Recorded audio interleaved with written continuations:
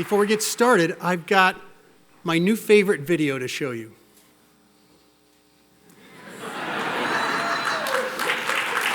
And then on the public schools, any surprises in what made your top 10?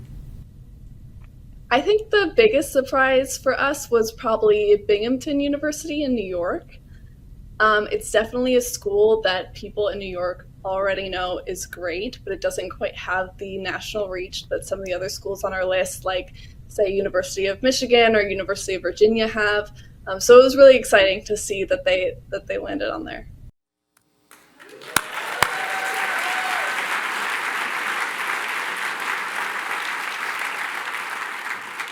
I would drop the mic, but this is attached to this thing. That was Emma Whitford, the journalist from Forbes, who created the Forbes ranking system of the public Ivies. A little more on that in a few minutes. State of the University address. Tell people what happened last year, tell them what's happening right now, and give them a view of the future. Welcome to Binghamton University's 2025 State of the University address. I want to start by looking back at 2024. This slide lists the topics that I'll cover today in more detail. What stands out to me most when I look at a summary of our accomplishments, like this list, is the consistency and the steadiness of our university. We're taking steps every day to make Binghamton bigger and better. From a record-breaking number of applications to a record-setting university enrollment, to the steady growth of our research outcomes, grants, contracts, and expenditures, to the completion of our $261.6 million comprehensive campaign, to the multiple construction and renovation projects, to our continuing impact on our region's economy through programs like New Energy New York, confirms to me that being consistent and steady were the key factors that allowed us to get bigger and better over the last 13 years. Rankings. Everybody wants to hear about rankings. 2024 was a terrific year for Binghamton in several important and interesting rankings from national publications. Some of the highlights are listed here, including Binghamton holding its spot as the number 34 public university in the U.S. News and World Report list. You know what's coming next. There's one that I really want to talk about. Forbes named Binghamton to its new list of the top 10 public Ivies. I love sharing this ranking. It's kind of crazy to think about it. Forbes says Binghamton is among the best public institutions in the country, like Georgia Tech, Illinois, Michigan, and Virginia. Binghamton, Michigan, and Virginia in the same sentence. You might also note that we're the only university on this list that isn't a flagship.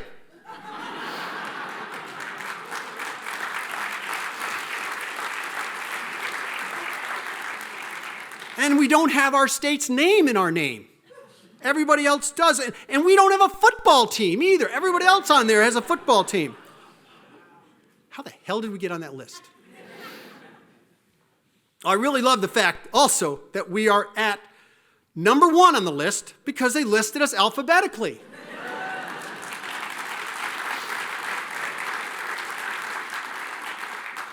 You can't get any luckier than that. So I'll tell you how we got there. In addition to traditional metrics such as test scores and acceptance rates, Forbes polled employers and hiring managers about which public schools produce the best employees. The employers Forbes polled said that they are much more likely to hire public university graduates than they were 5 years ago for a variety of traits, on top of being smart and well-educated, grit, determination, unentitled, hardworking, and efficient were the things that they looked for. Forbes summarized this ranking study in a follow-up story that was published earlier this month, The New Ivies, Why Smart Kids and Their Cost-Conscious Parents Flock to SUNY Binghamton. That story has been getting a lot of traction, both from people in the community who are proud of the recognition and from a new wave of prospective students and families who will consider us in the years ahead. Being considered a top public Ivy is important to us because it helps us attract top students and faculty and makes our alumni proud and more interested in our successes. And it also means our students are attractive to employers when they graduate. Accelerate. Speaking of major achievements for the university, the Accelerate campaign ended in June of last year and raised $261.6 million from more than 35,000 donors. I can think of only one way we can celebrate.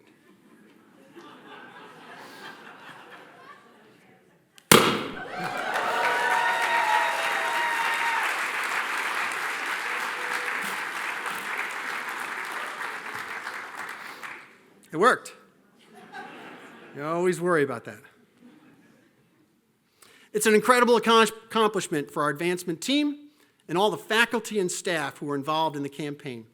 Thank you to our donors who have so graciously and generously given back to Binghamton.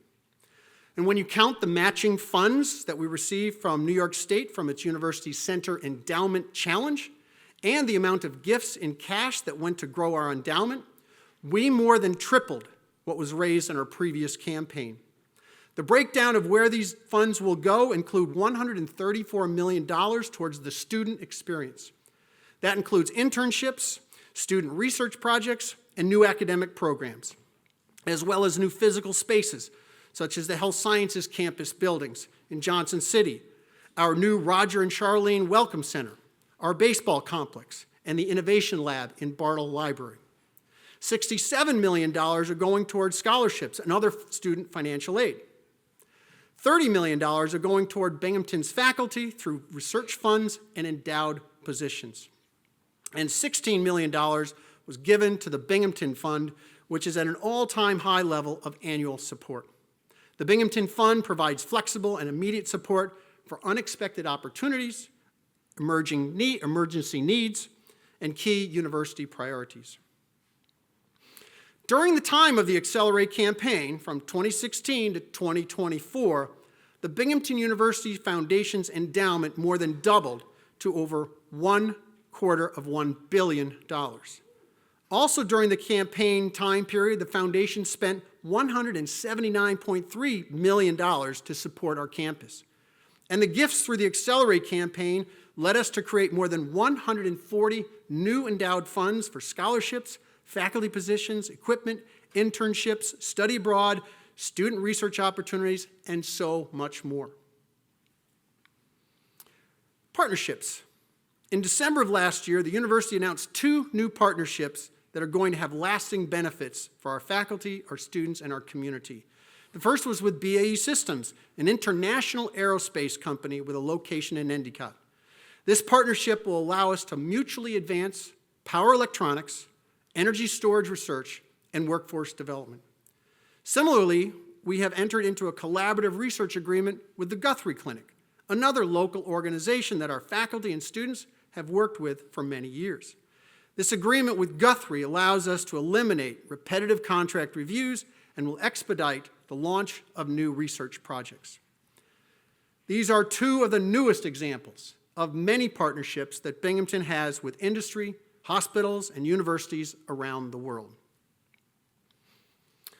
1 year ago, the National Science Foundation's Regional Innovation Engines program selected Binghamton as the home of its new Energy New York storage engine. I must thank Senator Schumer for his consistent advocacy on behalf of NENY and Binghamton University in general. This would not have happened without his help. We held an official launch ceremony for the engine in June at 10 University Boulevard in Johnson City. Thank you, Marty, for letting us rename your street. We also introduced Mira Sempath last June as the CEO for the energy storage engine. Mira was previously the Associate Dean of Research for Watson College, and prior to that, she was the founding director of the Xerox Corporation's Research Center in India. The energy storage engine is a coalition of more than 40 academic, industrial, nonprofit, state, and community organizations that will work together to drive domestic self-sufficiency and achieve global competitiveness in battery technology and manufacturing.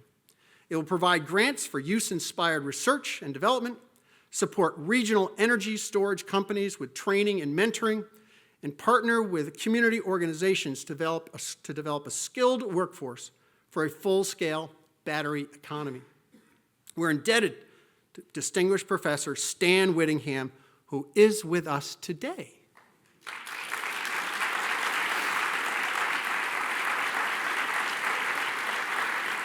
And this past December, Stan celebrated the 5-year anniversary of his Nobel Prize for the creation of and work on lithium-ion batteries. And as many of you know, Professor Whittingham received another honor earlier this month when he was knighted by King Charles's sister, Anne of England, for his long contributions to chemistry.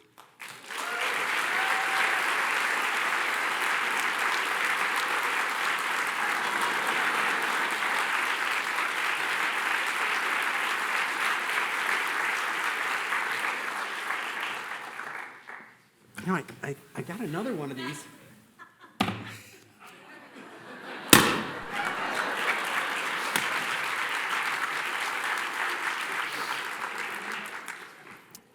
Research is a high priority at Binghamton, obviously, and it's something that we do really well. A 2024 study by Stanford University found that 33 Binghamton faculty members are among the top 2% in the world in their specific field. The study looked at publication citation metrics that measure how many other researchers around the world rely on their work. And I'm pleased that these top faculty are representative of the university as a whole, with 15 coming from Harper College, 13 from Watson College, 3 from the School of Pharmacy and Pharmaceutical Sciences, and 1 each from the School of Management and the College of Community and Public Affairs. I have 2 examples from that pool of 33 faculty members to give you a glimpse into the work that they do and the recognition that they recently have received. Li Jin Yin, in computer science, studies human-computer interactions and computer vision. Last year, he was named a fellow of the Institute of Electrical and Electronics Engineers, the highest honor you can receive from his professional society. His work has more than 11,000 citations, and his data sets are used by more than 1,500 research groups and are licensed to 40 companies around the world. Karen Sauer from the Biological Sciences Department was elected a fellow of the American Academy of Microbiology last year. Karen studies biofilms and their extraordinary resistance to antimicrobial agents and has received more than $13 million in research grants and has more than 18,000 citations. Binghamton has a lot of faculty. In fact, we have more than 700 full-time tenured and tenure-track faculty. I don't have the space today to touch on everything that they do, but I did want to share a few examples of the wide-ranging, interesting, and important research that they work on. Lindsay Swerk, Assistant Professor of Biological Sciences, is studying scuba diving lizards. Yes, that's right. These semi-aquatic lizards found in Costa Rica produce an air bubble underwater that allows them to stay submerged to avoid predators. You may have heard about Professor Swerk's research from the New York Times, NPR, the BBC, Popular Science, or CNN. The international attention for her research has been quite exciting. I'm also pleased that she has helped many students start their journeys in research by allowing them to assist with and be partners in her work. We also have faculty doing great work in the School of Pharmacy and Pharmaceutical Sciences. Assistant Professor Casey May won a $1.9 million Maximizing Investigators Research Award from the National Institutes of Health. This award will further his work studying gene therapy related to the immune system's response to gene therapy treatment. Some cancer patients currently have a pre-existing immunity to gene therapy treatment. Casey is working to find solutions that would allow more patients to receive gene therapy, especially those who might have limited options otherwise. Binghamton's faculty are doing incredible things in medicine, biology, computer science, artificial intelligence, energy storage, and so much more. And Binghamton's faculty are also making a visible difference in the local community. On March 21st, we are going to unveil the Harriet Tubman statue at the university downtown center. The statue will be the capstone of the downtown Binghamton Freedom Trail, which celebrates the region's history in the Underground Railroad and the Civil Rights Movement. This project has been a terrific way for us to celebrate an important part of this area's history, connect with our neighbors downtown, and promote the mission of the university's Harriet Tubman Center for Freedom and Equity. My thanks go to Ann Bailey and Sharon Bryant for their work on the Freedom Trail, and I also want to thank Governor Hochul, Mayor Cram, State Senator Webb, and Assemblywoman Lepardo for working with us to make the Freedom Trail possible. The university has recruited 2 new outstanding senior leaders that I'd like to introduce. Atul Kelkar joined us as the Dean of Watson College in July of 2024. Dean Kelkar was previously a distinguished professor and department chair of mechanical engineering at Clemson University. Kelkar is an accomplished teacher, researcher, and administrator, and we are thrilled to have him be a part of the Binghamton University community. He also has founded 5 technology startup companies and will be an invaluable resource to us in the entrepreneurial applications of the work our faculty and students are engaged in. And earlier this month, we announced that David Whitmore will join Binghamton as our next Vice President of Advancement, Executive Director of the Binghamton University Foundation, and Chief Advancement Officer. He will start in his new role on March 10th. David currently serves as the Vice President for Advancement and Academic Affairs at Syracuse University. Prior to his time at SU, he was at Cornell University for 15 years in their Division of Advancement and Development. He's a skilled development leader who has been a successful advancement leader at both Syracuse University and Cornell. Congratulations to Atul and to David. We're also looking forward to their contributions to the Binghamton community. And I want to welcome all the faculty and staff who have joined the university in the past year. There are a lot of you, and we are fortunate to have you with us. Athletics. Where's Gene? 2024 was a tremendous year for Binghamton University athletics. We repeated as America East Commissioners' Cup champions. You see Athletic Director Gene Marshall here with America East Commissioner Brad Walker and the trophy. Last summer, Emily Mackay from the class of 2021 represented us in the Olympic Games in Paris, running in the 1,500 meters event. We are so proud of Emily's emergence as one of the top runners in the world. We also saw Nick Roselli, who played second base for our baseball team, was drafted by the New York Mets in the Major League Baseball draft in July. We're excited that Nick might return to Binghamton in the near future to play for the Mets AA affiliate, the Rumble Ponies. But more, Binghamton's 400 student athletes are an incredible group of athletes and students. They had a collective GPA of 3.40 for the fall 2024 semester, compared to the general student body of 3.26. One student athlete I want to highlight is Svetlana Ilyeva from the volleyball team. She led the team to an America East regular season title this past fall. She set a program record with 535 single-season kills, and for the past 3 seasons, she was the America East Volleyball Player of the Year. On top of that, Svetlana had a 3.99 GPA in business administration in the School of Management and was named the America East Female Scholar Athlete of the Year. She was the first female student athlete at Binghamton's history to earn this prestigious honor and exemplifies what Binghamton student athletes strive to be. Admissions and enrollment. Binghamton is also seeing very positive trends in admissions and enrollment. For students who arrived at Binghamton in fall 2024, including undergraduates, graduate students, and transfers, we received a record 61,700 applications, which included 53,000 undergraduate first-year applications. These applications led to a record enrollment of 18,815 students for this academic year. To give you some perspective on what 53,000 undergraduate applications means, that puts us above a pretty impressive group of other schools. UMass Amherst, the University of Connecticut, and the main Rutgers University campus in New Brunswick, New Jersey, received fewer applications in that year. Yes, Binghamton is receiving more applications than major public flagships in neighboring states. This allows us to increase our already impressive selectivity in the admissions process, accepting just 39% of the undergraduate first-year applications we received. To compare that to our peers in the SUNY system, that's much more selective than Stony Brook, 49%, or University of Buffalo at 69%.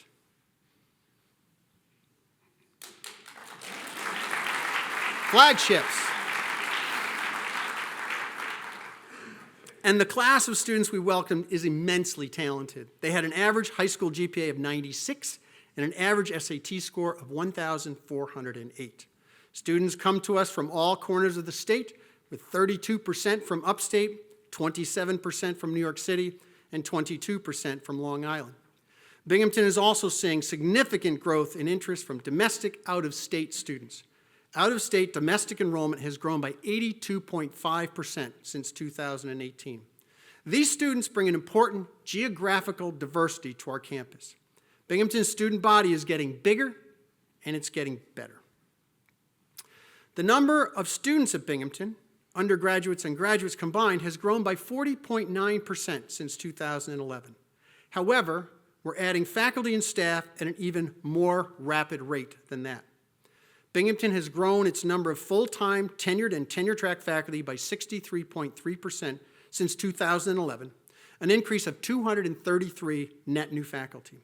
For example, Harper College has 91 more such professors now than it did in 2011. And Watson College added 69 net new full-time tenured and tenure-track faculty since 2011. This is really important for several reasons. With more students, we need more faculty to teach them and to serve them. With this many more faculty, we're also able to increase the amount of research they do collectively and do so on more specific areas of research. This fall, Binghamton has 704 full-time tenured and tenure-track faculty and 1,224 in total when you include all of our full-time and part-time instructors. Increasing the number of faculty has been a critical part of the university's continued success over the past 13 years. We've also grown the professional staff by a similar amount over that period, 65%. We're growing, and we're getting better by providing students, the faculty, the staff, and the resources they need to have a truly outstanding experience. But please pause and note these numbers. Faculty up 63.3%, staff up 65%, and students up 40.9%. That's how you get bigger and better at the same time. I also want to touch on Binghamton's financial status. You all can have a copy of our financial report today on your way out. At least that's what they told me. In short, we're in great position, as we have been for the past 13 years.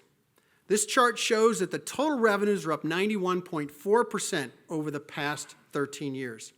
Some of these categories have increased because of the additional students we've brought to campus over this period. More students mean more tuition, room and board, and other fees. We've also seen an increase in funding from the state legislature. Again, my thanks to Governor Hochul, Senator Webb, and Assemblywoman Lepardo for their efforts in ensuring SUNY is a crucial part of New York's future. We're extremely grateful for their support. I also want to note the support we've received from the Binghamton University Foundation. While it is the smallest portion of revenue we've received, it has grown the most, up 146.3% since 2011. Thank you, Sheila.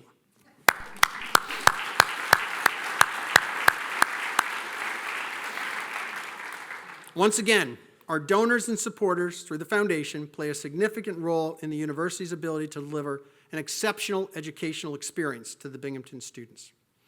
Construction and renovation on campus. 2024 was a busy year for construction and renovation projects on campus, and we have many projects that are just about to start as well. This semester, we opened the third floor of Bartle Library as a modern, reimagined space for students to study and learn together. That's the upper right photo. The paver project, lower right photo, along the spine is ongoing and will ramp up again once spring arrives and will be complete by the end of 2025. Work on the expansion of the East Gym, shown in the upper left photo, is underway and will drastically increase the space and the opportunities for our students to engage in healthy recreational activities. The East Gym project will be completed by the summer of next year, 2026. We're getting close to the starting work on the $60 million classroom and lecture hall, shown in the lower left photo. It will add 2 large lecture halls, a 100-seat active learning classroom, 2 learning studios, 23 general-purpose classrooms, and an information commons. That building will be open in time for fall of 2027 semester. And we're nearing the end of phase 1 of the renovation project in Science 3, which has upgraded labs, classrooms, and offices. Also, the Stenger room is receiving a second story that will give us a new dedicated event space and host a Panera Bread on the first floor. Work on the Stenger room will go through April of 2026. And we're in the design stage for a new residence hall to be located between College in the Woods and Mountain View. This new residence hall will have space for 400 students and will be open in time for the fall 2027 semester. And we are nearing the end of the planning stage for a major $163 million renovation of the Fine Arts and Anderson Center buildings. That project is going to go hand in hand with the growth of the new School of the Arts. We're looking to have that project completed by 2031. It's a big project. All told, from 2024 to 2027, we are doing $575 million of projects.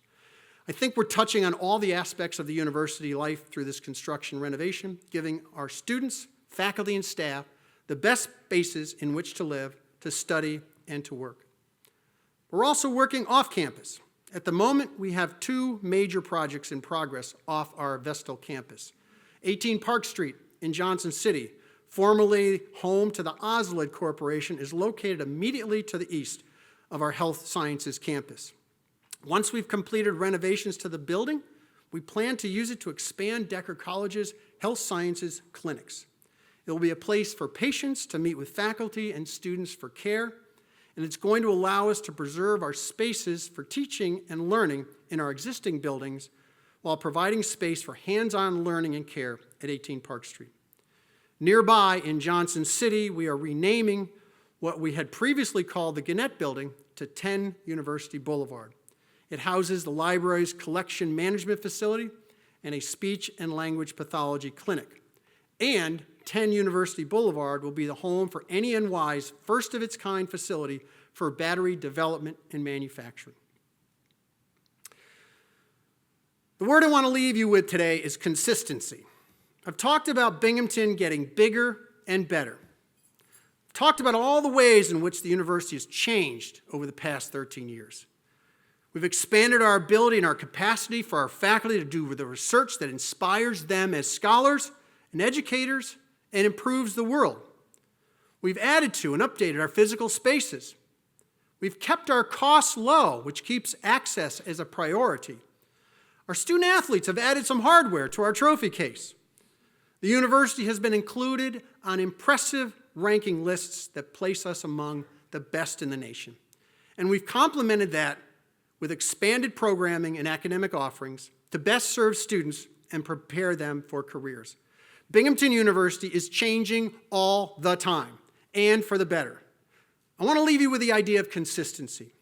Despite all these changes at our university, and as we head into a future that comes with some uncertainty, the thing we must remember is to remain consistent. We've never lost sight of making Binghamton a place that's welcoming and beneficial for faculty and staff to enjoy a meaningful and productive career. We strive to engage the broader local community, both as good neighbors and as a partner in business, academics, and service to others.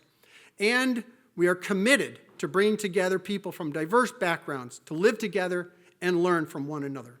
In other words, as much as Binghamton University has changed over time, its mission and its values remain unchanged. And to me, our most critical mission of all is never wavering on our commitment to providing state-of-the-art education to students that gets them ready for their future. I know I'm preaching to the choir when I say this to the people in this room, but things like being named a top 10 public Ivy and the follow-up story from Forbes makes me feel excited about Binghamton's future. People around the country are really starting to take notice. To quote the Forbes article, Binghamton is a gem. That's why this university is poised to do so many great things in 2025 and beyond. Best of luck. And thank you. Go Binghamton!